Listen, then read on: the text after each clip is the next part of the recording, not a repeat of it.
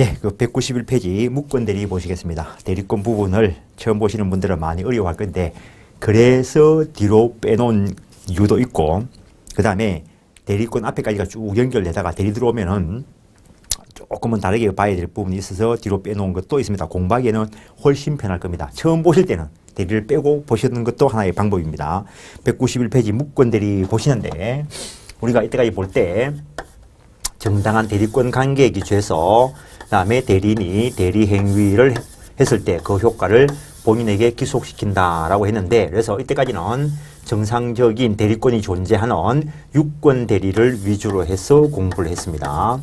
이제는 정당한 대리권이 없는데도 불구하고 타인의 대리인으로 대리 행위를 하는 수가 있는데, 그것을 무권 대리다라고 이야기합니다. 무권 대리가 정말 나쁜 놈 아닌가 그렇게 생각하면 안 됩니다. 그냥 대리권이 없다는 것 뿐입니다. A라는 사람이 이 건물의 소유자인데 진짜 팔고 싶은데 팔리지가 않아.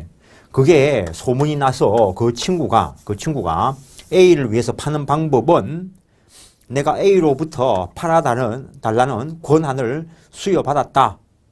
그래서 내가 A의 대리인이다. 이렇게 해서 팔 수도 있고, 또는 A 인체하면서 팔 수도 있고, 그 다음에 실제로 A가 소유자인데 내 소유자 아니다. 그렇지만 내가 책임지겠다 하면서 자기 스스로 매도인이 될 수도 있습니다. 안 팔리는 거 이런 식으로라도 팔아주면 고마울 수 있습니다. 어차피 돈 받아가지고 주면 되니까. 안 줬을 때 문제가 되는 거지. 그래서 대리권이 없다는 것 빼고는 나머지는 별 차이가 없습니다. 그런데 요 대리권이 없을 때 본래적 의미의 무권 대리, 협의의 무권 대리다라고 하는 것도 생각을 해볼 수 있고, 실제 대리권이 없는데 외관상 보기에 대리권이 있는 것처럼 보이는 표현 대리다라고 하는 것이 있습니다. 법 조문상으로는 유권 대리가 먼저 규정되어 있고, 그 다음에 표현 대리가 규정되어 있고, 협의의 무권 대리가 나중에 규정되어 있지만, 정확하게 있는 거 보고 정확하게 없는 걸 보고 난 뒤라야 이게 중간에 애매하게 끼어 있다는 걸 알 수 있기 때문에 설명의 편의상 공부의 편리를 위해서 협의의 무권 대리를 먼저 이야기합니다. A라는 사람이 이 건물의 소유자인데 누구에게도 팔아달라 소리 안 했습니다. 그런데 어떤 사람이 A의 대리인이다 라고 하면서 누군가와 매매 계약을 체결했다면 이 행위의 효과를 어떻게 처리할 것이냐는 거죠. 일단 대리권 없는 자의 행위이기 때문에 그 효과를 무조건 본인에게 기속시키기도 곤란합니다. 그렇다고 해서 이 사람한테 무조건 효과를 또 기속시키기도 곤란합니다. 왜냐하면 이 사람은 대리의사를 가지고 있었기 때문에. 실제로 이 수건이 애매하게 일어나가지고 이 사람에게 대리권이 있나 없나도 법률에게 해석을 해봐야 밝혀지는 수도 있습니다.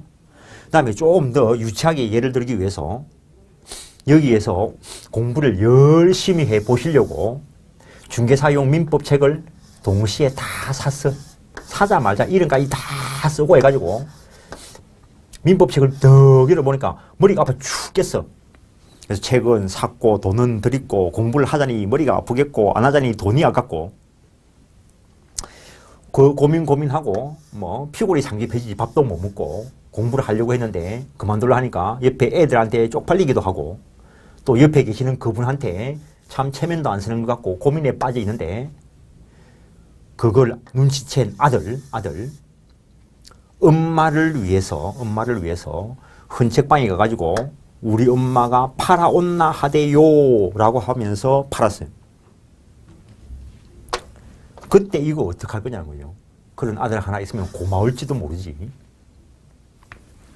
그때 일단 요 상대방 척을 위해서 이 상대방은 요 본인한테 요걸 인정할 것인가 말 것인가를 물어볼 수 있다는 것. 누군가에게 물어보는 권리를 최고권이다라고 하고, 이 경우에는 자기하고 거래한 이 사람이 무권 대리인임을 몰랐든 알았든 상관없이 처분권 있는 본인한테 추인 여부를 최고할 수 있다는 것. 이 사람도 딱 마음 먹고 이참에 내도 공부 한번 해볼까 해가 책을 딱 샀는데 오이 보니까 장난이 아니라 그래서 없었던 걸로 하자. 철회권을 행사하려고 하면 이때는 자기하고 거래한 요 사람에게 대리권 없다는 사실을 몰랐어야 한다는 것. 이때 철회권은 본인에 대해서 행사해도 되고 자기하고 거래한 상대방에 대해서 행사해도 된다는 것. 그래서 이런 차이가 있습니다. 그래서 시험은 낼 때 저런 차이를 엮어가지고 문제를 내는 것이고, 그래서 저런 것들은 엄격하게 구별하셔야 되는 것이고, 요렇게 본인으로부터 어떻게 할 건데, 상대방으로부터 어떻게 할 건데 라고 물음을 받은 이 본인은 그걸 추인해서 효과를 자기에게 기속시킬 수도 있고, 참 내가 스스로 팔러 갈라 하니까 그러는데 효심 많은 아들이 팔아주니까 고맙다 생각하고 그거 인정한다 라고 할 수도 있는 거고, 이때 무권대리 행위 추인은 무권대리 행위 시까지 소급해서 본인에게 효과가 기속되지만 단 선의 3자에 대항하지 못한다. 제3자에 대항하지 못한다는 거. 제3자에 대항하지 못한다는 거. 요때 요 제3자는 대항력 이상을 갖춘 자라야 한다는 것. 그래도 내가 공부하려고 큰맘 먹고 샀는데 이걸 팔아치울 수 있나? 그런 일이 없다. 추인 거절할 수도 있다는 것. 추인 거절하면은 그때부터 확정적 무효가 될 것이고, 이때 추인 또는 거절의 표시는 상대방이 해도 되고 무권대리인에게 해도 되는데, 무권대리인에게 했을 때는 상대방이 안 때 상대방에게 대항할 수 있다라는 것. 이때 추인권, 추인거절권, 최고권, 철회권 다 형성권이다라는 것. 행사의 특정한 방식을 요하지 않는다는 것. 그 다음에 무권대리인과 거래한 상대방으로부터 추인 여부를 최고받은 본인이 최고기간 내에 확답을 발하지 아니한 때는 추인을 거절한 것으로 본다라고 되어 있다는 것. 그 다음에 요 무권대리 관계는 그대로 있을 때는 아무 관계도 아니고, 추인 거절하면은 본인과의 관계에서 아무 관계도 발생하지 않지만, 추인을 해서 효과 기속을 받았을 때 요 본인과 무권대리인 사이의 관계는 이론상 불법 행위가 될 수도 있고, 또는 부당이득이 될 수도 있고, 또는 사무관리가 될 수도 있다는 것. 즉 무권대리에 대해서 차후에 추인한다 하더라도 무권대리가 유권대리로 되는 것은 아니고 또 다른 법률 요건이 충족될 뿐이다라는 것. 따라서 차후에 추인이 대리권 수여를 의미하는 것은 아니다는 것. 단지 효과만 기속받겠다는 의미이고, 근래의 판례가 추인해서 효과 기속받는 자는 불법행위 책임을 물을 수 없다는 판례도 있다는 것 살짝 기억을 하시고, 여튼 엄마라도 경제적으로 남입니다. 그 사람이 남의 걸 몰래 팔아치웠으면 불법행위가 될 수도 있고, 그 다음에 자기 것인 줄 알고도 팔아치워가지고 이득을 누릴 수도 있습니다. 그때 부당이득이 될 수도 있고, 그 다음에 이 사람이 팔아치우려 하는 걸 마음을 읽고 차마 말을 못하고 있는 거, 그거 본인을 위해서 팔아치웠다면 사무관리가 될 수도 있습니다. 여튼 책이든 건물이든 팔아가 돈 챙긴 거 이 사람이 가져갈 수는 있어야 될 거라고. 그게 불법 행위일 수도 있고 부당이득일 수도 있고 사무관리일 수도 있겠지만, 그런데 물어봤는데 추인을 거절하면 어떡할 거냐는 거지. 거절하면 이렇게 거절하던 본인의 무권대리인에게 했을 때는 상대방이 안때 효력을 주장할 수 있다고 했는데, 이것도 시험에 나왔습니다. 요 상대방의 승계인, 포괄 승계인일 수도 있고 특정 승계인일 수도 있는데, 이 사람도 추인 또는 거절의 상대방이 될 수 있다는 것. 그때 추인을 하면 효과가 본인에게 기속되니까 본인과의 관계에서 처리하면 되는데, 본인이 추인 거절했을 때 이거 어떻게 처리할 거냐는 거죠. 돈은 미리 줬을 수도 있는데, 그때 다른 요건이 구비될 수도 있지만 일단 135조에서 무권 대리인의 상대방에 대한 책임을 규정하고 있습니다. 요것도 일종의 법정 무과실 책임이다라는 것. 요 사람의 고의가실을 불문하고 일정한 요건이 구비가 되면 책임을 져야 되는데 일단은 이 무권 대리인이 자기에게 대리권 있음을 증명하지 못했을 것. 자기에게 대리권 있음을 증명하지 못했을 것. 대리권 있음이 증명되어 버리면 더 이상 무권 대리가 아니고 유권 대리에 따라서 처리하면 됩니다. 그 다음에 본인의 추인을 얻지 못했을 것.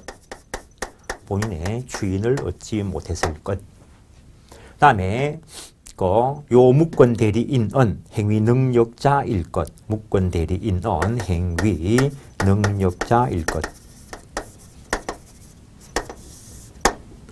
즉 제한 능력자가 아니어야 된다는 말이고, 요 상대방은 요 대리권 없다는 사실에 대해서 선의임과 동시에 무과실일 때 법조문에서 상대방의 선택에 따라 무권 대리는 상대방에 대해서 계약 내용을 이행하든지 또는 손해배상 책임을 진다라고 되어 있습니다. 요때 요 손해배상의 범위 이행이익배상이다 라고 하는 게 시험에 나온 적도 있습니다. 상대방의 선택이다라고 하는 것도 나온 적이 있습니다. 일단 법조문에는 이 정도 되어 있는데 이론상 상대방 스스로가 철회하지 않았을 것. 철회해버렸다면 요 관계가 없어버릴 거니까. 그 다음에 지금 협의에 무권 대리하고 있습니다. 다수설에 따를 때 표현 대리가 아니어야 한다는 것. 요것도 시험에 나온 적이 있습니다. 그 다음에 당연하게 다른 무효 사유 없을 것. 다른 무효 사유 있으면 그 다른 무효 사유에 따라서 처리할 것이기 때문에.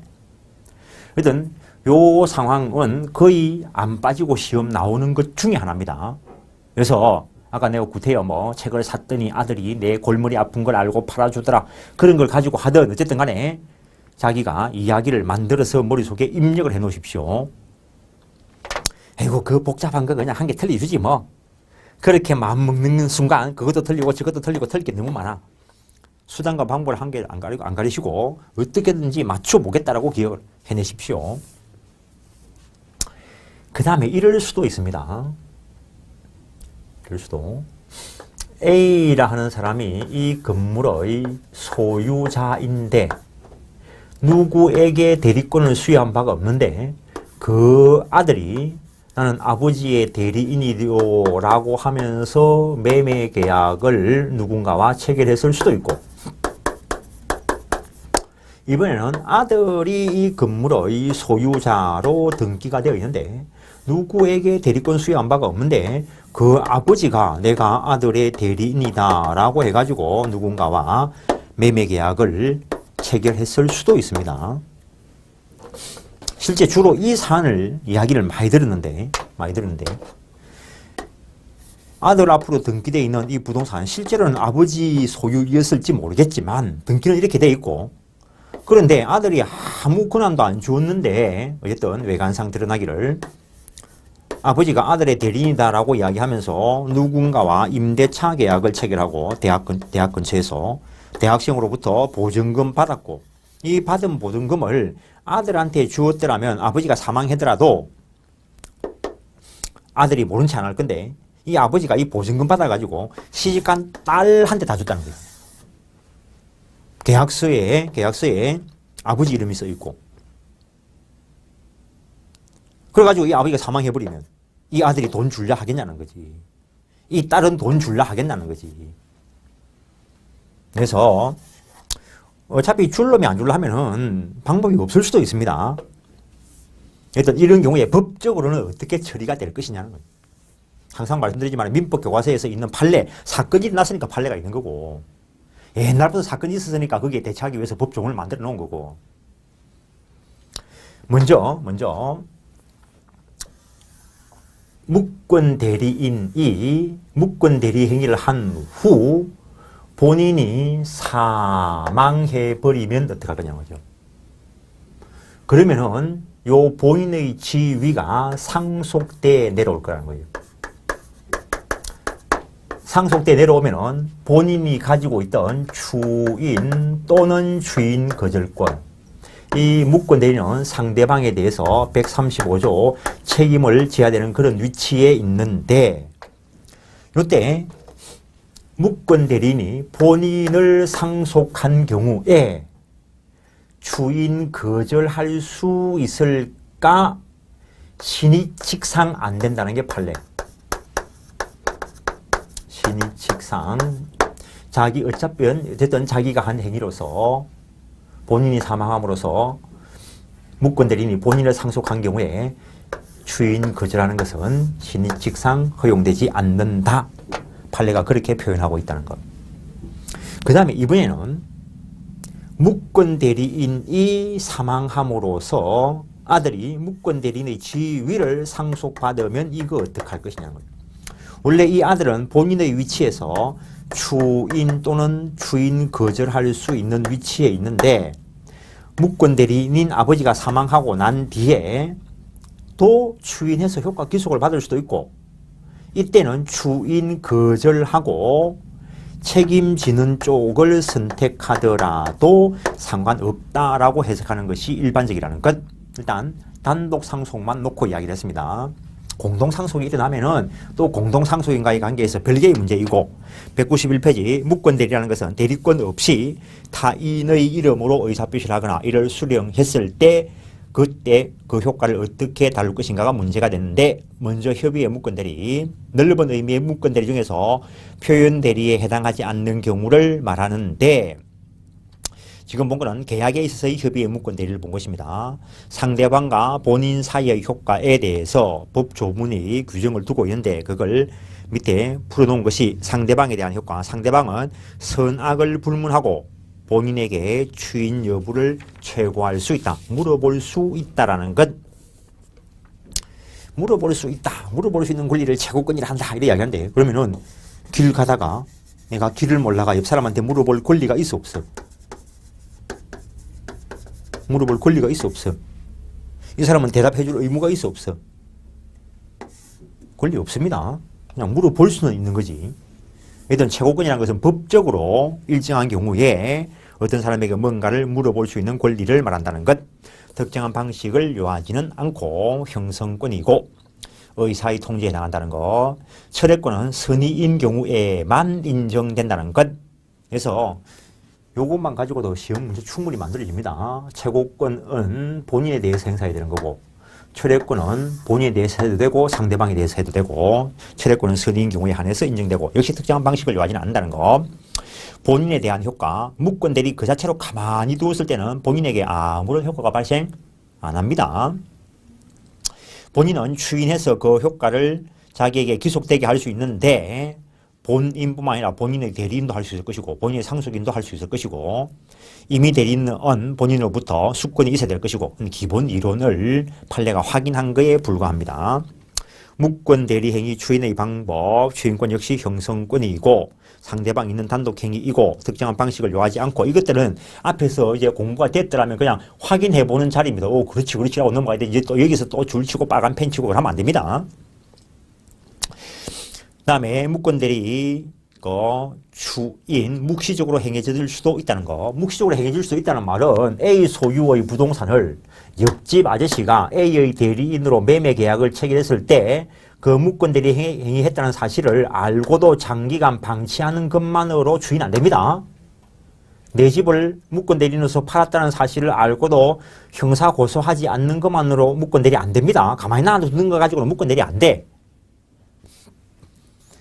매매계약 체결한 이 사람이 내가 당신의 대리인과 거래했으니 내가 매매대금 가지고 왔으니까 받고 돈 주세요 라고 했을 때 아무 말도 안 하고 받고 등기 넘겨주고 이런 행위를 하면 이게 묵시적 추인이라고요. 추인의 효과, 무권대 행위 시까지 소급해서 효과가 생긴다라는 것. 그러나 제3자의 권리를 해하지 못한다는 것. 이때 제3자는 선악을 사실 따질 필요가 없습니다. 왜냐하면은 이미 이 이 제3자는 이 사실이 있나 없나 이런 거와 관계없습니다. 그러니까는 선악 따질 필요 없이 제3자의 권리를 해야지 못한다라고 되어 있는데 이때 제3자는 당연히 대항력 이상의 권리를 가진 자라야 됩니다. 이런 것까지 한번 들어가 볼까요? 저 앞에서 한번 했던 거 아니면 기출문제 풀 때 할 때 했을 수도 있는데 A 소유의 부동산으로 등기가 되어 있는데 대리권 수여한 바가 없는데 누군가가 A의 대리인이다 라고 하면서 매매 계약을 체결하는데 3월 3일 날 했다는 거죠. 이 사람이 4월 1일 날 어떻게 할 거냐라고 물어봤고 4월 15일까지 연락을 달라라고 이야기를 했는데 이 사람이 3월 20일 날 C하고 매매 계약을 체결했어. 계약금만 받았을 수도 있고 중도금까지 다 받았을 수도 있습니다. 그러면은 매매 계약만 체결했으면 이 사람은 현재 대항력은 없어. 그냥 A에 대한 매수인이라는 채권자의 위치에 불과한 것이고 그때 이 K는 수단이 좋아서 이걸 10억에 팔아놨는데 자기는 수단이 별로 안 좋아가지고 5억에 팔았다는 거지. 근데 4월 1일 날 물어보는 걸 4월 3일 날 받고 추인하는 게 훨씬 이익이라. 그럼 추인을 하면은 이 사람은 누구한테 이전 등기해 줄 거냐는 거지. 이 사람한테 해주면 되는 거지. 그때 제3자의 권리를 해야지 못한다 이러는데 이 사람은 추인하기 전에 이해관계를 맺기는 했지만 대항력 있는 관계가 아니기 때문에 이 사람에 대해서 우선권을 주장할 수 없다는 거지. 결국에는 여기에 이중매매의 법리가 숨어 있습니다.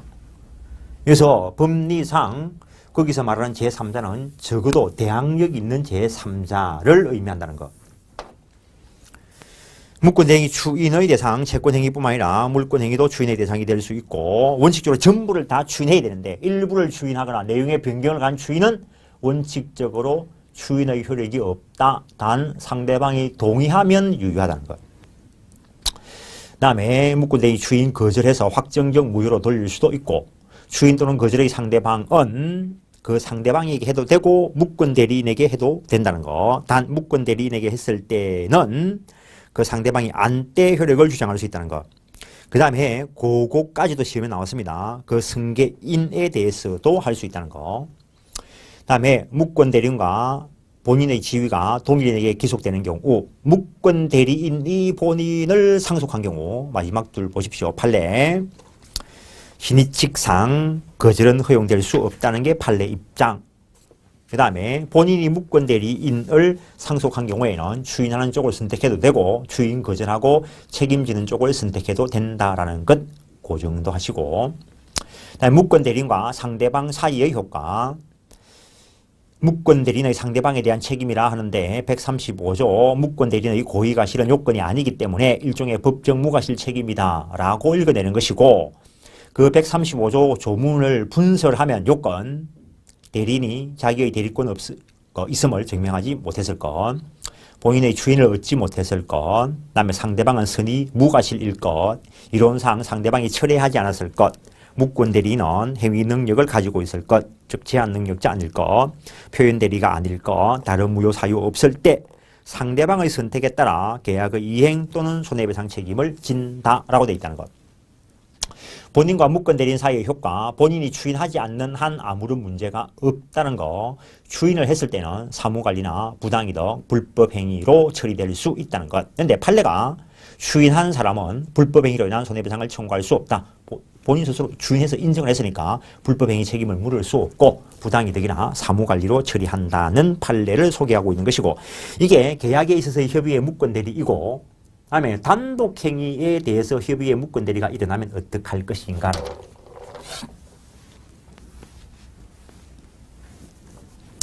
A라는 사람이 막대한 재산을 소유하고 있는데 요즘은 그런 사람이 없는데 그냥 뭐 A의 집안 사람 그래서 A한테 좀 도와달라 이러니까 이 사람이 무시나 하고 뭐 사람 취급을 안 해. 그래서 아무런 이야기도 안 했는데 열받다가 신문에 광고를 내. 나는 A의 대리인이다. 나는 A의 대리인이다. A의 모든 소유권을 포기한다.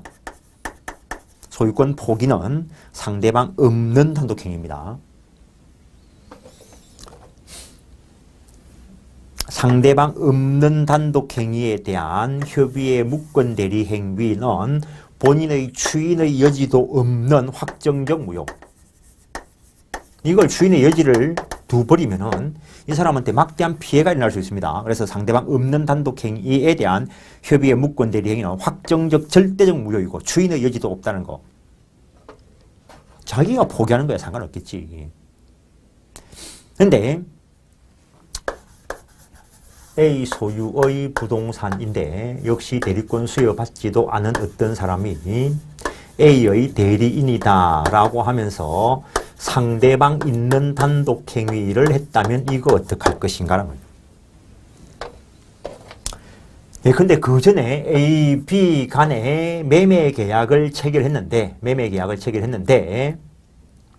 어떤 연유에 의해서 A한테 해제권이 발생을 했지만 그걸 행사할까 말까 고민에 빠져 있는데 누구에게도 딴소리 하지 않았는데 그 옆집 아저씨 또는 아들이 나는 A의 대리인으로서 그거 해제한다 라고 하는 상대방 있는 단독 행위를 하면 어떡할 것인가라는 거죠.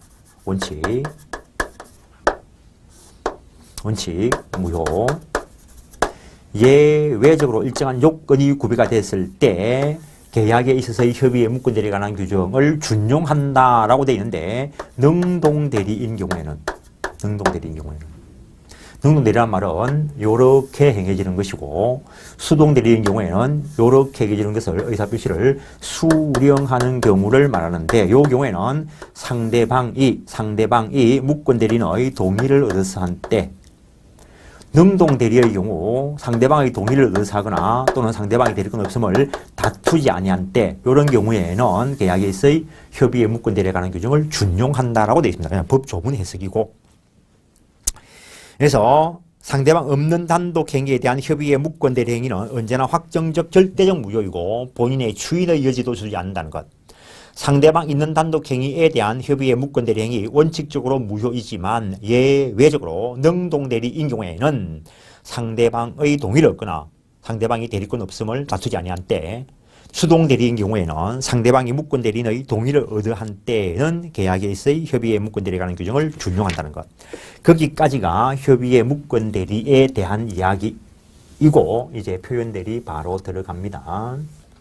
여기까지 오면서 표현대리와 관련된 거 미리 본 적이 있는데 어쨌든 기본적으로 유권대리의 주장 속에는 무권대리인 표현대리에 관한 주장이 포함되지 않는다. 그것도 기억을 하셔야 되고 저 앞에서 이야기할 때 강행규정 위반해서 무효인 행위에 대해서는 표현대리 법리 적용 안 한다라는 것도 알아놔야 됩니다. 표현대리가 적용되면은 유효한 효과가 본인에게 기속되는데 강행규정 위반해서 무효인 경우에는 유효한 효과가 발생될 여지가 없으니까 표현대리 법리도 적용할 필요 없다라는 겁니다. 일단 대리권이 없지만 대리권이 있는 것처럼 표현되어 있고 본인이 어느 정도 원인을 제공한 경우인데 이 표현대리에는 125조 대리권 수요 표시에 의한 표현대리, 126조 권한을 넘어선 표현대리, 129조 대리권 소멸 후의 표현대리다 라고 하는 것이 있다는 것. 근데 A라는 사람이 그냥 유치하게 예를 듭니다. 신문보급소를 운영을 하고 있고 그래서 신문 배달하는 애를 고용을 했고 고용을 했지만 신문 대금 받을 수 있는 권한을 수여하지는 않았다는 거지. 그래서 이 사람이 A의 신문 배달하고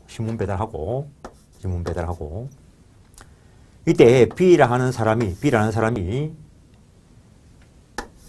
A한테 이야기하기를 당신 집에 신문 배달하는 사람이 있는데 그 애한테 신문 대금 줄까? 이랬을 때 그냥 그래라 이럴 수도 있습니다. 그렇지만 실제로는 대리권을 준 적이 없잖아. 그래서 대리권 수여 표시를 이렇게 했다는 거죠.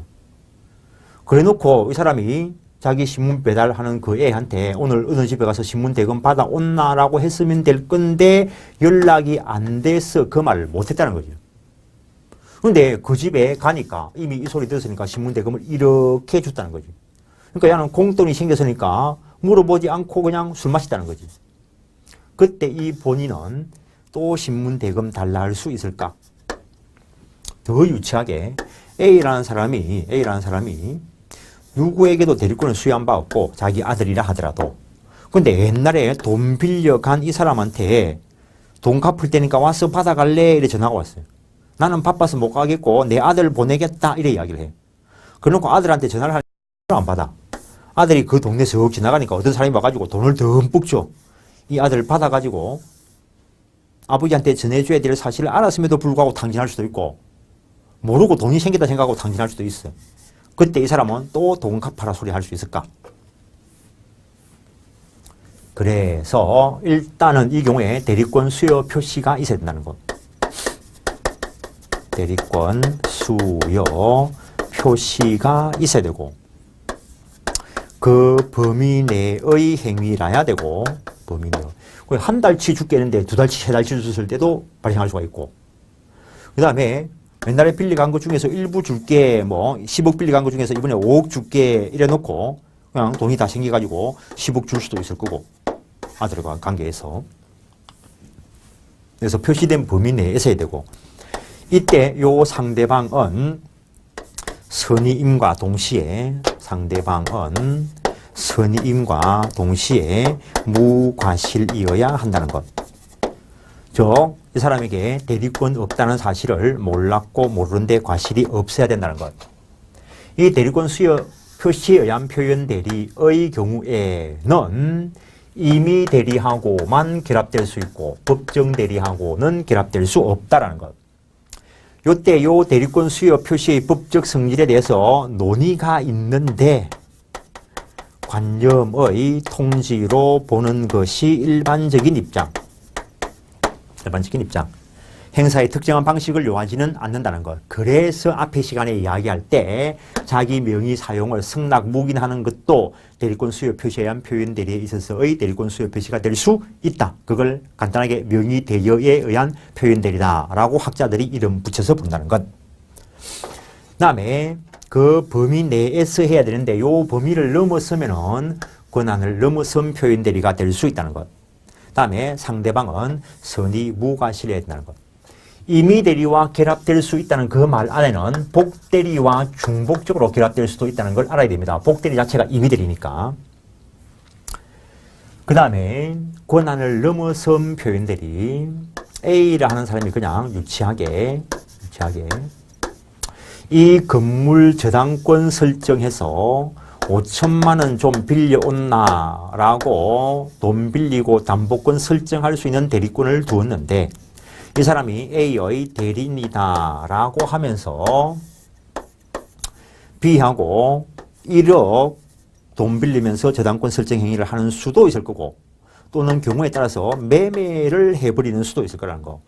그래서 요만한 권한밖에 안 가지고 있는데 이만큼 했을 때 나타나는 문제라는 거. 이거는 임의 대리뿐만 아니라 법정 대리하고도 결합될 수 있는데 이 사람하고 부부라는 거죠. 부부라면 일상가사 대리권은 가지고 있을 수 있다는 거. 남편이 밖에서 열심히 돈 벌어오고 부인은 그걸 가지고 살림 살고 있을 때 이 부인은 남편이 벌어다 준 돈을 가지고 시장 보러 갔을 때 나는 어느 남편의 부인인 대리인으로서 남편을 위해서 음식 사러 왔다 이 소리 해 안 해? 그래서 일상가사적인 부분 범위 내라면은 시장 가서 그 행위를 할 때 현명을 한다는 거지. 이거 현명해라 하면 쪽팔려서 결혼하겠어요? 그래서 일상가사 대리의 경우에는 현명하지 않아도 부부간이라면 유권 대리로 인정될 수 있다는 것. 그런데 이 남편이 부동산도 가지고 있다는 거지. 그래서 도장도 가지고 있고 인감도 가지고 있는 이 부인이 나는 남편의 대리인이다. 이러면서 이 부동산에 대해서 매매 계약을 체결해 버리면 이거 어떻게 하겠냐는 거죠. 즉 이만큼 권한을 가지고 있는 사람이 이만큼 행위를 했을 때 이거 어떻게 하겠냐는 거죠. 넘어선 부분에 대해서 대리권이 있다고 믿을 만한 정당한 이유가 있다면 상대방 쪽에서 표현 대리를 주장할 수 있는데, 요것도 좀 더 어렵게 문제를 내면 5천만 원 빌려서 저당권 설정해 주라 했는데 1억을 빌리면서 저당권 설정해 줬으면 5천만 원만큼은 유권 대리입니다. 넘어선 부분이 무권 대리고 경우에 따라서 표현 대리로서 본인에게 효과가 기속될 수 있다는 것이지. 그런데 이미 시험에 나온 거 두 가지를 보고 가면은 A라는 사람이 야, 내 건물 이거 저당권 설정해서 돈 좀 빌려올래? 이렇게 저당권 설정할 수 있는 대리권을 주었어요. 근데 이 사람이 그 서류를 가지고 자기 앞으로 매매 계약이 체결된 것으로 해가지고 소유권 이전 등기를 했어요. 그리고 누군가에게 돈 빌려오면서 저당권 설정 등기를 해줬다면 이거 어떡할 거냐는 거예요. 이 판례만 있는 게 아니고 이 판례도 있어요. 두 개 중에 한 개가 시험 나왔는데 A 소유의 부동산인데 역시 이거 저당권 설정해서 돈 좀 빌려온나 이랬더니 이 사람이 그 서류를 가지고 자기 앞으로 매매로 인한 소유권 이전 등기를 해놓고 그리고 누군가에게 매매하고 소유권 이전 등기했다는 거죠. 일단 이 경우에 효과를 어떻게 처리할 것인가? 여기에 대리법리가 적용되는가? 대리법리가 적용 안 된다는 거예요. 왜 적용 안 되냐면 앞에 시간에 했던 거, 이 사람은 K, 내가 법률행위 한다 했지 현명을 한 바가 없어. 그래서 대리법리가 일단 적용 안 된다라는 것. 그 다음에 이거는 자기계약과 관련돼서 일정한 대리권 제한을 벗어났는데 그와 관련되어서 무권대리나 표현대리가 적용될 수 있는 것은 변론으로 하고, 이 저당권 설정행위 부분, 채권적 계약 부분은 소유자 아니어도 할 수 있어요. 그래서 채권적 계약 부분은 유효해. 물권행위는 처분행위이고 처분권 없는 자가 하면 무효라고. 그러면 이 저당권 취득하지 못할 것 같은데 이 사람은 저당권 설정의 권한은 받았어요. 그래서 이 사람은 결론적으로는 저당권은 취득할 수 있다는 거예요. 요 경우에는 역시 자기 자신이 거래에 나서서 했으니까 현명을 한 바가 없고 따라서 대리법리가 적용 안 된다는 거. 대리법리가 적용돼야 표현대리까지 적용될 수 있는데 대리법리가 적용 안 된다는 말은 유권대리, 무권대리, 표현대리 법리가 다 적용 안 된다는 거. 그 다음에 요 매매라는 채권행위와 소유권 이전의 합의, 물권행위가 있는데 채권행위는 유효할 수 있어. 물권행위가 무효이고 이 경우에는 소유권 이전에 관련되는 처분권한이 없으니까 이 사람은 아예 원칙적으로 소유권 취득 못한다는 것. 그래서 이 사람이 소송상 반론을 제기했어요. 네가 표현대리 법리가 적용 안 되니까 내가 표현대리에 따라서는 보호를 받지 못해도 너것 둘이 통정해가지고 거래한 거고 나는 그걸 모르는 선의 3자로서 보호를 받을 수 있다 라고 반론을 제기했는데 법원에서 이런 사실을 본인이 알고 종용하거나 또는 자기들끼리 통정한 게 아니라면 108조 적용 안 되고 따라서 108조에 따른 선의제 3자 보호 규정에 의해서도 보호받을 수 없고 너는 소유권 취득 못한다라고 했다는 거예요. 결국에는 이거는 서류 위조한 거하고 똑같아요. 어쨌든 간에 돈이 일로 갔으니까 문제가 될 거고 이 경우에는 저당권 취득하니까 그렇다 치더라도 이 경우에는 돈이 일로 갔고 아무런 권리를 가질 수도 없어요. 그때 이 사람은 누구에게 어떤 권리를 주장할 수 있는가? 이 사람에 대해서 채무불이행 책임 또는 경우에 따라서 매도인의 담보 책임 또는 불법행위 책임 중에서 선택할 수 있다라는 것. 그래서 판례가 둘 다 있고 교과서에 소개되어 있고 요것 중에 한 개는 이미 시험에 나왔습니다.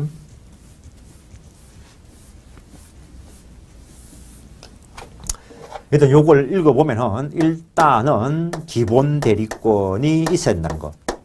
요 기본 대리권은 임의 대리권일 수도 있고 법정 대리권일 수도 있다는 거.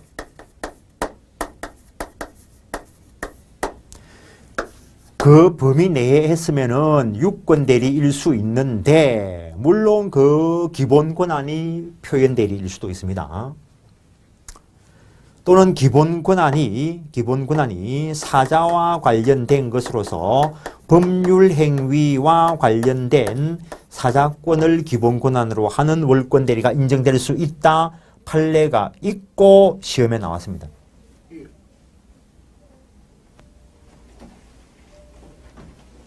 왜요? 안 들어가요. 모르지. 앞에 한번 돌려봐. 그러니까 기본적으로 사자가 법률행위와 관련된 심부름꾼일 수도 있고 사실행위와 관련된 심부름꾼일 수도 있는데 사실행위와 관련된 사자권 가지고는 월권 대리에 있어서 기본 권한이 될 수 없지만 법률행위와 관련된 사자일 때는 될 수 있다는 거. 이것도 한번 이야기해 볼까요? 어떤 농협에서 시골 가면 이런 일이 있습니다. 아직까지 어떤 농협에서 시장에 파는 이 할머니가 시장에서 뭐 산나물 뜯어 파는 이 할머니가 돈은 많이 벌어. 그런데 계속 장사를 해야 되니까 농협에 왔다 갔다 할 시간이 없어요. 그래가지고 농협에서 직원을 내보내가지고 이 할머니한테 돈 받아와서 할머니 통장으로 입금시키고 통장 갖다 주고 그래가지고 또 할머니가 돈 은행에서 직원을 내보내가지고 그럼 할머니 또 돈 받아가지고 이렇게 가고 그러니까 할머니하고 이 직원하고 이제 믿을 만한 관계가 돼. 이쯤 되면 조카, 동상 이래 되는 거지. 이 할머니가 믿을 만하니까, 싹싹하니까, 통장하고 도장하고 다 맡기나? 필요할 때 좀 찾아온나 하고, 아니면은 또 입금시키를 하고, 그러니까 임마 간이 배 밖에 나와. 그래서 어느 날, 이 돈 가지고 날랐다는 거지. 이걸 소위 파출수납이다라고 이야기하는데, 이거는 사실행위와 관련된 심부름꾼이라는 거지. 그래서 기본적으로 요걸 가지고 얘가 돈 가지고 날랐을 때 돈 찾아간 그걸 이 사람한테 효과를 지속시킬 수 있는가? 요거는 사실행위와 관련된 기본 권한이니까 표현대리 법리 적용 안 하고 그건 너희끼리 문제고 예금 지급 청구할 수 있다로 간다는 거. 그래서 단순한 사실행위와 관련된 권한 가지고는 월권 대리의 기본 권한이 될 수 없지만 법률행위와 관련된 것이라면은 기본 권한이 될 수 있다. 그게 시험에 나온 적이 있다는 거. 그 다음에 넘어선 행위를 했기 때문에 문제가 된 것이라는 거. 범위 내의 행위를 했더라면 유권 대리일 것이고 넘어선 행위를 했을 때 문제가 되는데 요 기본 권한과 넘어선 행위 간에는 동종 유사할 필요는 없다. 전혀 별개의 것이어도 무방하다. 그것도 여러 번 시험 나왔고. 예컨대 기본 권한이 등기할 수 있는 권한인데 즉 기본 권한은 공권이어도 무방하고 반드시 사건일 필요는 없고 등기 신청할 공권을 가지고 있는 사람이 서류 가지고 있는 걸 빌미로 해서 누군가에게 대물, 변제 등을 해버렸다면 역시 권한을 넘어선 표현대리가 될 수 있다는 것. 그 다음에 이때 상대방이 봤을 때 넘어선 부분에 대해서 대리권이 있다고 믿을 만한 정당한 이유가 있어야 된다. 라고 해놨는데 여기서 말하는 이 정당한 이유는 다수설 판례가 상대방의 선의, 무과실을 의미한다 라고 해석한다는 것. 그 다음에 부부간 일상가사 대리와 관련돼서 부인이 남편 명의의 부동산을 팔아치운다고 해서 무조건 표현 대리가 되는 것은 아니고 이 넘어선 부분에 대해서 대리권이 있다고 믿을 만한 정당한 객관적 이유가 있어야 되는데 행위 시일을 기준으로 해서 판단하고 예컨대 남편이 장기간 해외 출장 중이거나 남편이 장기간 병원 입원 중이어서 생활비를 마련하기 위해서 그 부동산 등을 처분한 그런 사항이 있다면 정당한 이유로 평가될 수 있다는 것. 그 다음에 이번에는 A라는 역시 신문보급소 아저씨, 누군가를 고용을 해서 이제는 신문 대금 받는 것까지 다 권한을 줘놨어. 그래서 얘가 신문을 배달하고 신문 대금 받아서 잘 전해줬는데 어느 날 그만뒀다는 거지. 고용관계를 끝내든지 숙군을 처리하든지. 그러면 대리권이 없어. 그런데 길 가는 사람, 길 가고 있으니까 역시 신문 대금을 주본 적이 있는 사람이 여전히 주니까 받아가더라는 거지. 그 다음에 이 사람과 이 사람이 부부간인데, 부부간이라면 일상가사 대리권을 가지고 있고 보통은 남편이 카드 발급 받아가지고 부인한테 맡겨놓는데 이 부인이 내리 질렀다는 거지. 그때 일상가사 범위 내에서 질렀으면 유권대리고, 부부관계 유지하면서 일상가사 범위를 넘어서서 사용했으면 월권대리가 될 수 있고, 근데 이혼했어. 이혼했으면 카드를 수거해야지. 이혼했으니까 일상가사 대리권이 이제 더 이상 존재하지 않을 거고, 그런데 이혼 도장 찍고 집에 딱 가보니까 전 남편 명의의 카드가 호주머니에 딱 들어있더라는 거지. 그럼 내리 더 질러야지 뭐. 그래서 일단은 종래에 존재하던 대리권이 소멸했을 것. 애초부터 없었더라면 협의의 무권대리 이론이 적용될 것이고, 있다가 없었다는 거. 그 다음에 소멸된 범위 내의 행위를 했을 것. 이것도 여러 번 시험 나왔습니다. 소멸된 범위를 넘어서면 권한을 넘어선 표현대리가 될 수 있다는 것. 그래서 월권대리 있어 기본 권한 자체가 표현대리일 수도 있습니다. 역시 이 경우에 상대방은 선의 무과실이어야 한다는 것. 이때 상대방의 선의 무과실에 대한 입증 책임을 누가 부담하는가에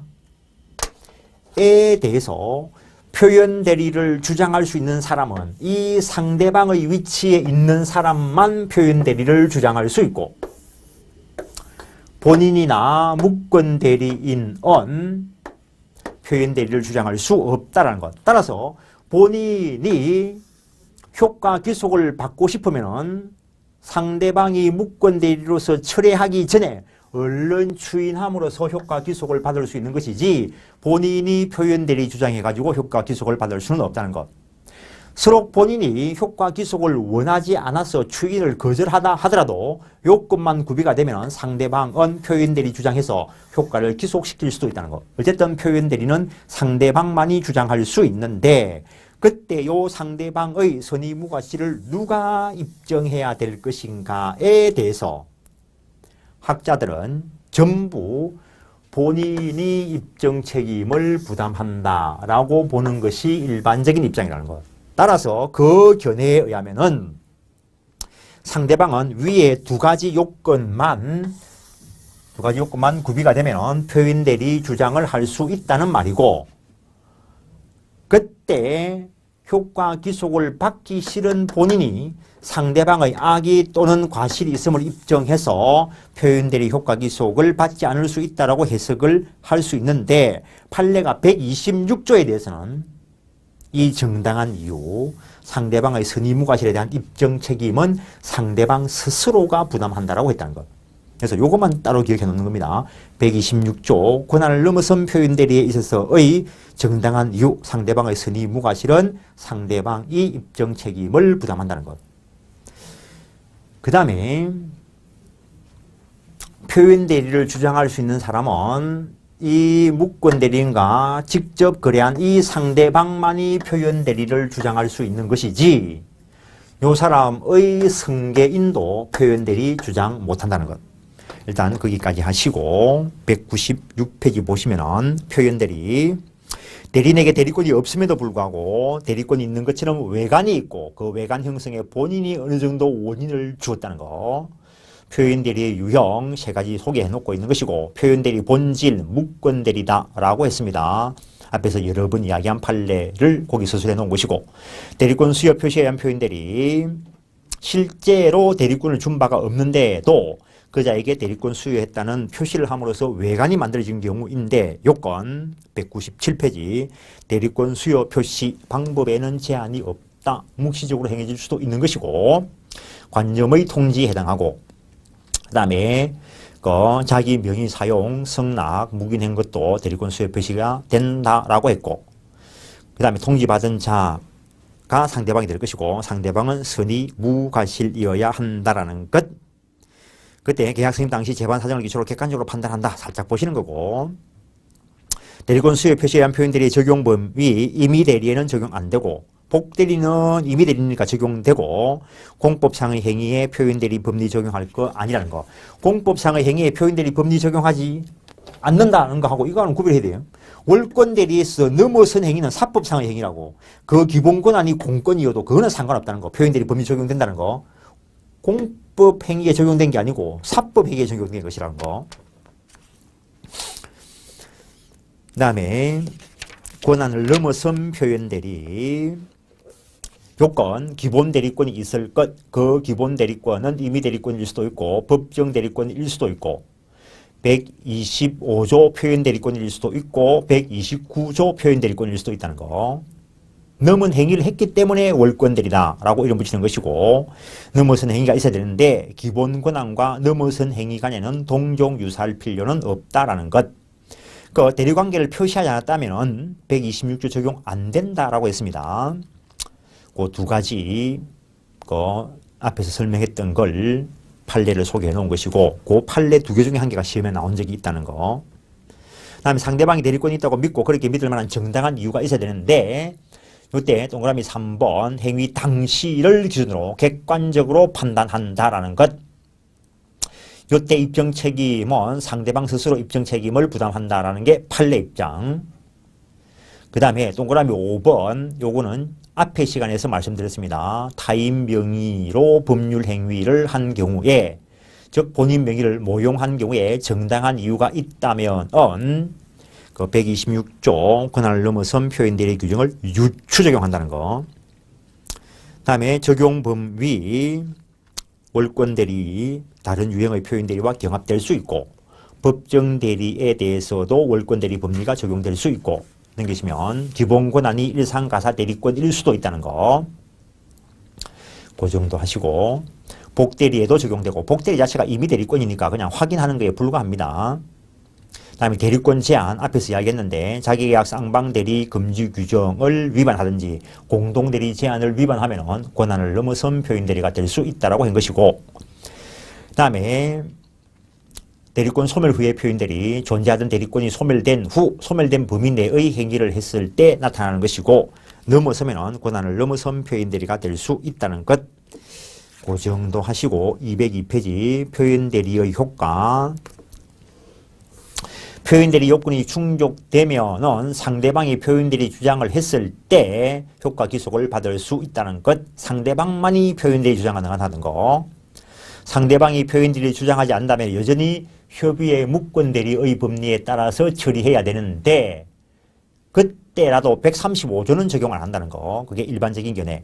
그 다음에 표현대리에는 과실상계 법리가 적용 안 됩니다.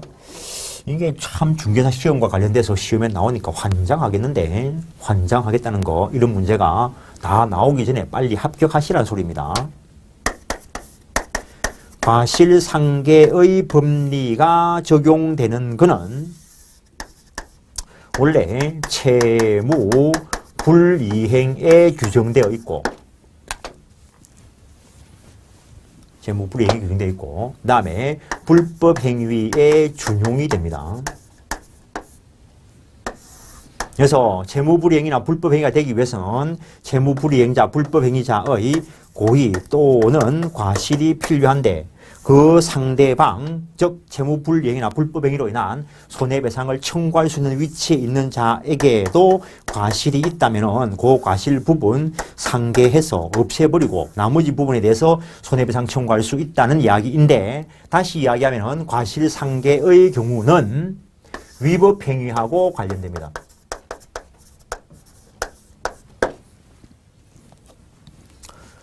그러면은 표현 대리에서 표현 대리 자체는 위법행위인가? 아닙니다. 일단 이거 적법행위입니다. 정당한 대리권이 없다는 것 뿐이지. A라는 사람이 실제 대리권을 수여한 바가 없는데 누군가에게 대리권 수여를 표시를 하고 그 범위 내에서 대리 행위를 했다면 대리권 수여 표시에 한 표현 대리가 되는데 요 상대방이 대리권 수여 표시에 한 표현 대리 주장을 하면은 효과 기속을 받고 효과 기속을 받았으면은 요 관계에서는 불법 행위나 사무관리 부당이득의 법리에 따라서 그 이익 등을 처리해야 될 것인데 이 자체는 아무 문제가 없어요. 이때 요 사람도 선의무과실이어야 된다라고 이야기했는데 이때 선의무과실은 이 행위 자체에 대한 것이 아니고 요 사람에게 대리권이 없다는 사실에 대한 선의무과실이라는 거. 채무불이행이나 불법 행위에 있어서의 고의과실은 행위 자체를 대상으로 한다는 거. A 소유의 부동산에 대해서 B가 매매 계약을 체결하고 극단적으로 A는 이전 등기해 주었는데 이 B가 대금을 줘야 되는 사실을 알고도 또는 알 수 있음에도 불구하고 물건을 매입했으면서 대금을 주지 않는 법질서에 허용하지 않는 위법 행위를 하고 그에 의해서 A한테 손해가 발생했으면 이때는 A는 B를 상대로 해서 채무 불이행으로 인한 손해배상을 청구할 수 있었는데 서로 그때 A한테 과실이 있었다 하면은 이때 요 과실과 요 과실을 상계를 해서 손해배상 액수가 일정 정도 감경될 것인데 이때 B의 악의 또는 과실은 요 행위 자체에 대한 악의 또는 과실이라고. 그래서 말은 악의, 과실 똑같은 말을 쓰고 있지만은 그 악의 또는 과실의 대상 자체가 다른 것이라는 거. 그래서 표현 대리에 과실 상계의 법리가 적용될 수 없다라는 것. 다음에 상대방 됐고 표현 대리 5번 여러 번 한 거죠. 표현 대리는 유효한 효과가 본인에게 기속되는 것인데 강행법규를 위반했으면 유효로 될 여지가 없으니까 표현 대리 법리 적용하지 않는다라는 것. 총유물 처분 행위와 관련된 규정은 강행 규정이고 그거 위반하면 강행 규정 위반으로서 무효니까 표현 대리 법리 적용하지 않는다는 것. 다음에 6번은 앞에 시간에 말씀드린 적이 있습니다. 표현 대리로 된 후 대리권 남용의 법리에 의해서 효과 부정될 수 있다는 것. 그래서 오늘로 해서 민법 총칙을 일단 끝내고 다음부터 일단 다음 시간부터 계약법부터 들어갈 겁니다. 여기까지 하겠습니다. 예, 수고했습니다.